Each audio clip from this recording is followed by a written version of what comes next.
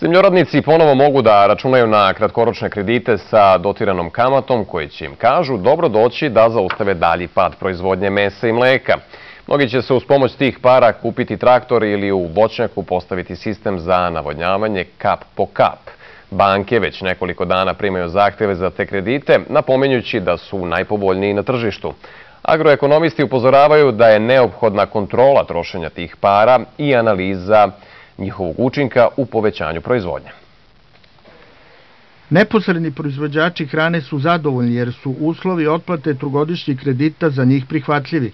Prve godine miruje otplata, godišnja kamata je 4% za ulaganje u proizvodnju mesa i mleka, dok je za 2% veća kamata za kredite uložene u ratarstvo, voćarstvo, vinogradarstvo, povrtarstvo, cvećarstvo i kupovinu poljoprivredne mehanizacije i opreme. Ovi krediti su jako povoljni. Jedino takve kredite poljoprivreda i može da izdrži. Brine nas još problemi oko naplate naših proizvoda.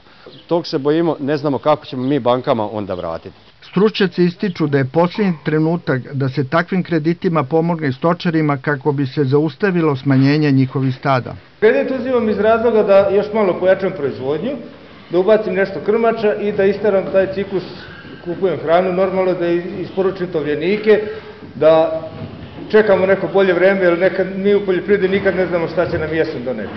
Ministarstvo poljoprivrede potpisalo je ugovore sa 13 banaka o dodeli kredita registrovanim domaćinstvima.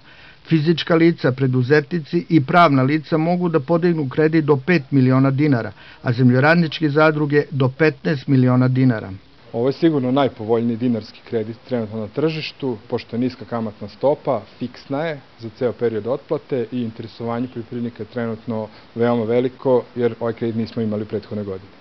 Agroekonomisti naglašavaju da bi bolje nego do sada trebalo da se kontrolišu utrošeni novac i učinak kratkoročnog kreditiranja registrovanih domaćinstava. Da li imamo porast produktivnosti u određenom sektoru, da li se unapredila proizvodnja, da li se radi na podizanju standarda kvaliteta proizvodnje, jer je to u suštini zahtev koji nam se postavlja u smislu povećanja konkurentnosti agrosektora Srbije.